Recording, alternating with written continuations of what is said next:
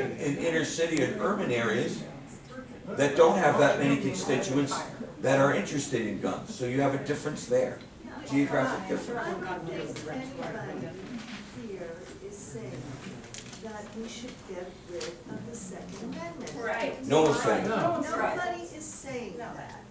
I think what the issue is, what kind of weapon is going to be legal? Legal, that you can- absolutely right. The other issue is, what kind of magazines are we going to Right, allow absolutely. That's the legal issue. gun owners Those to are two have? issues, yes. Is it necessary for someone who owns a gun for sport to have a magazine that can kill 25 people at one clip?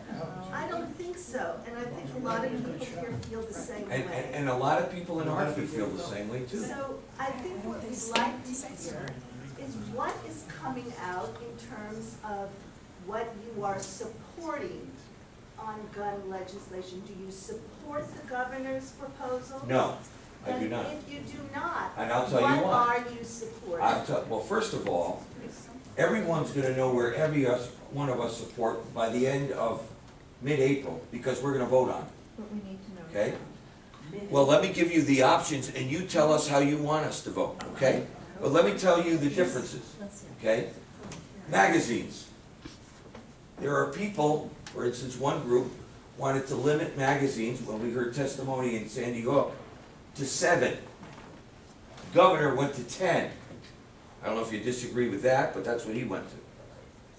Some people say, okay, do we limit the magazines for rifles and pistols the same way?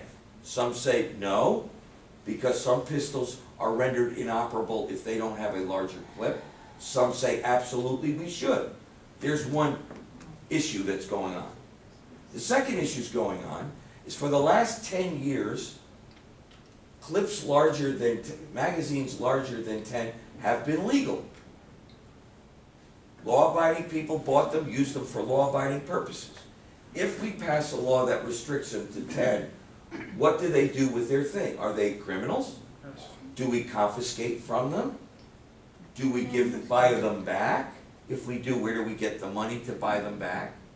Do we have them go out of state and sell them, risking the possibility that they're now on the black market and come right back up the 95 corridor in the back of a trunk in Bridgeport, New Haven, or Hartford? So do we do this prospectively, or do we do it retroactively? Same with a gun. All of a sudden, as I described, we have a gun that by the passage of a law becomes illegal. A law-abiding person bought that gun for hunting purposes, followed all the rules, paid $1,200 for the gun. We now make it illegal, fine, prospectively.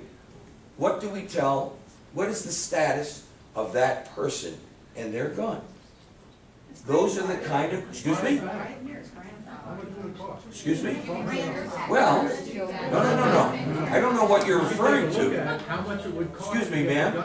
I don't know what you're referring to. But I'm negotiating this with the other leaders, and there's a difference of opinion. Some say it should be confiscated.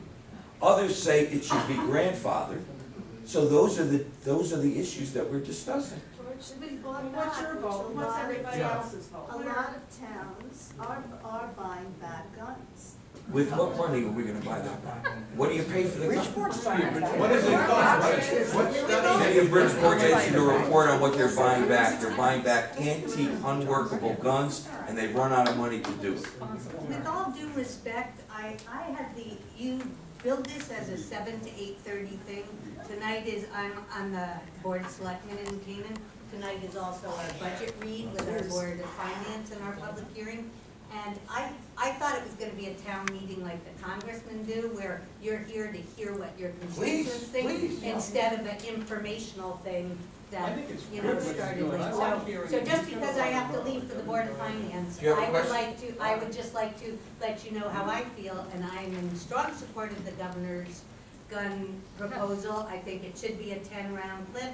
I think any one of those things added to it should make it an assault weapon, not 2, because then you can do it down. I think we should have more security with how you store your weapons, and I think we should have stronger background checks. Thank you.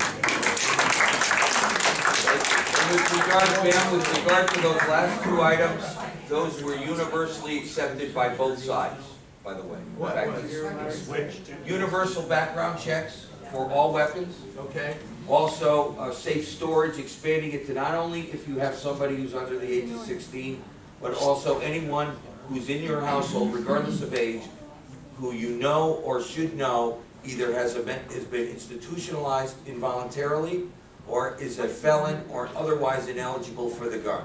How can you check